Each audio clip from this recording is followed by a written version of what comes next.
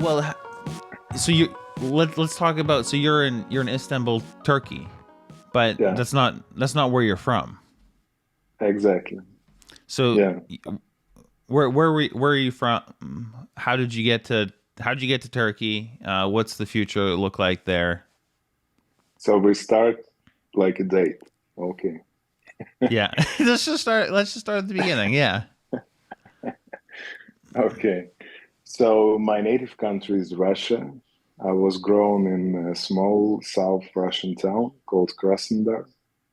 And then 5 years ago, I moved to Moscow and I've opened the advertising agency with my friend, who's my biggest friend, with whom we lately co-founded the Sad Girls Bar. And he was the guy who actually introduced me to Web3 because he's younger than me. I'm 40, he's 30. That's why new cool ideas, he caught them like better than me. But yeah, we didn't have plans to relocate from Russia because we had significant and successful IRL business there. So we had, and, and it exists now actually. The advertising agency with big clients like Google, Samsung, etc. International clients, their Russian offices. And just a month before the war started, we had a trip together with my partner to Istanbul just to hang out, a couple of Okay. weeks, like, yeah, being friends. And after the war started, we had to relocate to Istanbul with our families. And yeah, basically, since that time, our advertising agency goes down a little bit because all international clients, left Russia. And yeah, this is where I am now, in short. The guy that you founded your advertising agency in Moscow, he got you into Web3, right? And then you guys Yeah, founded Sad Girls Bar. Can you tell me that story? yeah, sure. Um, you know, I was observing of what he do with these JPEGs, and he started as a collector, and he started to collect like random NFTs from Rarible, from OpenSea, for a profit and for like how to explain to be into something most trendy stuff ever, these kind of things. Yeah. And yeah, I saw that for me from the start, it was just a funny hobby that my friend is into. I wasn't so much supportive. I was like, okay, I can spend 500 dollars on a bottle of wine, and he could spend the $500 on a JPEG. So it depends on the person. We spend our Sure. money on things we love. Yeah. Yeah, and Five hundred after, dollar wine would be very good wine. yeah, absolutely, one of the best one. And yeah, and after like maybe a couple of months, it was the spring of 2021. I started to go deeply into this idea of NFTs and mostly PFP NFTs. And this idea uh, looked interesting for me because I realized that this is the new way of personality expression. Hmm. This is it becomes an essential part of modern human lives. So little by little, I go deeper and deeper. I went deeper and deeper with that. That's yeah. That's I love what you said about it. It's the way that we represent ourselves online matters to us, right? It's the reason that we have different. We select the profile picture that we select for Instagram or Facebook or Twitter. Like it matters to us, and then what we post on our profile is a representation of us. So what NFTs allow is what you're just talking about is like it's a further representation of what makes us unique and kind of our own individual person. So you guys you're kind of going down the rabbit hole of Web3. At what point and how did founding Sad Girls Bar come to be? How did that happen? So one day he offered me to build something own. It's like he was into this PFP stuff, I was into this PFP stuff. We were collectors. Some NFTs I still have from that first purchases. Some I flipped, like for profit, for loss. It depends on the moment and the collection. But for me, it was like not the business thing. It was more about the art collection because for myself, I'm very interested into art, like the art in its common sense, paintings, the sculptures, cinemas, etc. And for me, it was like NFT could be the new uh, art conception in its basis because, different uh, art eras, they started to build something new all the time. It's like for abstractionists, they just decline declined the form and they said that idea is the first. Right. Realists do the opposite, etc. And NFT arts, they said that we don't need the material things to create art with the proof of ownership. So that looked very interesting for me. And when my partner offers the idea of build something together, something own, I was like, it's impossible. We don't have such experience because I was so much serious about it. Um, but later I said like, okay, let's try to do something for our own collection. And I said that maybe we should do something different, something unique, because we were into this PFP stuff for like 4 months, 3 months, and the time goes very fast in Yeah. Web3, 3 times faster than normal time. Like 3 months is about a year Yeah. equal. Well, and then we realized that this cartoon, bright style NFTs, cartoonish PFP NFTs, they are like a little bit the same with the significant lack of this art feature because most of them wasn't uh, positioned themselves as art projects. They were for different reasons, but not the art. Right.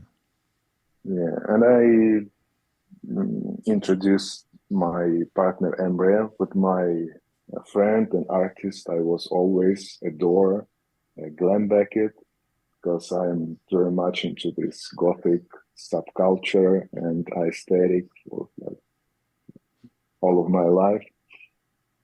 And it was actually the first time glam step into the Web3 space. Hmm. And we decided to do something together, like we were three friends. Later, then we invited the fourth um, member of our team. He's also our long-term friends. We're friends for more than 10 years. To be our IT guy, to be responsible for this development stuff, smart contracts, etc. And he was one of the first Russian programmers Hmm. who worked with the smart contracts back in 2008, a long, long time ago. Wow. Yeah. Maybe I'm missing with the dates, but but it was like very much before this blockchain hype. So yeah, we decided to do something together, and Glam offers her um, ideas about art. Me and Emre, we put on this base of art our creative direction, and Andre, the fourth person, the IT guy, he created the infrastructure, uh, technical infrastructure to build this collection. So we implement our experience and knowledge in marketing, and we did what we did. The set goes power is existing. Yeah, I remember.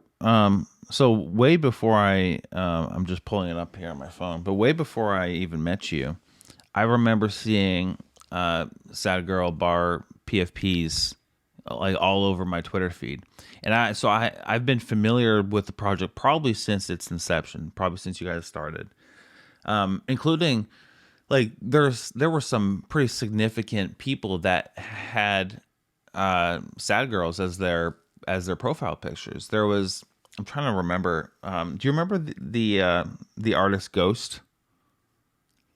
Yeah, I think sure. so. I think Ghost's like partner Janet. I think Yeah, exactly. she had a sad girl for a long time, Yeah, or that's true. probably still does. And just, well, so yeah, I just remember it being everywhere. It was one of the one of the top uh, profile picture collections at the time. And I think, well, for me, looking as an outsider looking in, the art was so unique. It was so different than everything that was out there. This look, let me show you this. So this came in yesterday, and this is from a collection, Pudgy Penguins, right? Uh-huh, cool. So it is cool. Yeah, it's very colorful though, right? And so Hmm. it's there's something about that kind of that gothic monochromatic approach that also just resonates so much with me. And I think it just makes it stand apart, and just the ethos of the collection, I think, is quite unique. And it's the collection has grown a lot. So tell me a little bit about that. So it started with the sad girl, but then it's grown from there. Yeah, we always thought that the Set Girls Bar should be a storytelling project, because we want a part of giving a person an opportunity to express the we call it like the inner rock and roller in social medias and across the metaverse. With the Sad Girls Bar picture, we always thought that um, we could expand this story a little. Hmm. So when we planned the Sad Girls, we put the idea of having a Sad Girls companions in the Sad Girls roadmap. So this like the first roadmaps all projects had Yeah. back in the day. So after we sell uh, a part of collection, we apply this kind of thing and that kind of thing, etc. And our idea was to bring to the world a skeletons. Like this could be a non-gender characters that could be used by the girls, the boys, and whatever to express themselves as well. And this could give set girls more room to this storytelling feature. I mean, that's a good segue, I think, to talk about this art piece. I love the name. Excuse me, the name of the art piece. Hope will wipe every tear. We're going to be releasing it as an open edition, so anyone can purchase it for, I think it's like 0.028 ETH, roughly $50 US, and every $50 goes to feed 5 people affected by the global food crisis. And yeah, so the from hunger to hope.xyz is the website, and if anyone is interested. But yeah, I'd love to just hear, I guess, your thoughts on the exhibition and that art piece in particular, and kind of your thought process there. Yeah, I'm so grateful on behalf of Goes Bar to join this activity and to have this opportunity to be surrounded by the great artists and blockchain OGs and charity organizations. And yeah, I'm just thrilled to to be in this kind of society of people who wants to bring something good to this world. And yeah, the name for this piece, it came from my mind when I saw the idea of art that Glenn made for this exhibition. And, the world we're living in is very apocalyptic. And that's why the name of this art piece is a little bit modified Bible verse, where in Revelation there is a promise that God will wipe all the tears when He will came for the second time. Yeah. And yeah, because I think in this particular period of time, only thing that could help us to not to drown in this flood of tears we have is a hope. So yeah, this is our life circle. And yeah, I hope that this action, it will definitely bring a lot of hope to the hopeless people. Yeah, and I love that initiative for this activity. Uh, it came from Web3 people because what I love from Web3 community, there are a lot of generous people and the people with open hearts. So yeah, it definitely shows for me that Web3 space is not only for business for making money. It's to make it's really to make this world a bit better. I love that. That's powerful. You kind of make me wanna.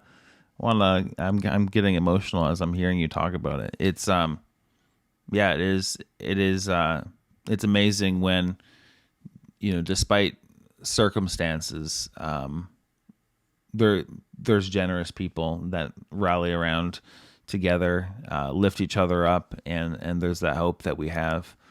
Yeah, I appreciate you guys being a part of it, and what an amazing piece of art. I don't know if you saw like a week or two ago, there was that Hope Pixels project or something that came out, and it was an NFT collection. Someone said like this girl has cancer, and it was just a Yeah, big yeah, yeah, scam. sure. Big scam, yeah. A lot of 100, influencers were involved. Yeah. yeah, $120,000 just scammed. You know the interesting fact that the night when Sad Girls Bar was launched, just 24 hours before, the big, like the famous so-called female-founded project, Fame Lady Squad, revealed as a scam. Oh You yeah, know, right. Yeah. and the founders were Russians. So it was like 24 hours before Sad Girls Bar was launched, and everybody started to point at Sad Girls Bar saying, these are the same people, these are Oh scammers, really? they're Russians, blah, blah, blah. Yeah, it Oh was man. tough. So yeah, we had to reveal our personalities, like to make Right. a photo, a picture of real us, and it was absolutely unpopular that days, just to prove that we're like real persons and our main artist and co-founder is a girl. Oh Yeah. man, that's yeah, that that's crazy timing. I do remember that. Um so you guys weren't doxxed before then? You had to dox because of that? Yeah, Oh wow. because we always preached the idea of digital personalities and Right, right. DSPs and blah blah. So yeah, it wasn't very consistent, but we had to do that. Yeah, and then now everyone has to, right? Cuz Hmm. no one gets trusted. I mean, there's maybe a few people that still aren't, but a lot of people have doxed. Oh yeah, I right. Oh yeah, hate, we have Twitter Spaces together. Right. yeah, Yeah, yeah. nice. I hate spaces even more than podcasts. So Yeah, spaces that's, are tough, but it'll be good. I'll see you there then. I see you there as well. Okay. Thank you so much. Thank you for Thanks, having me Emin. today. Bye bye. Bye bye.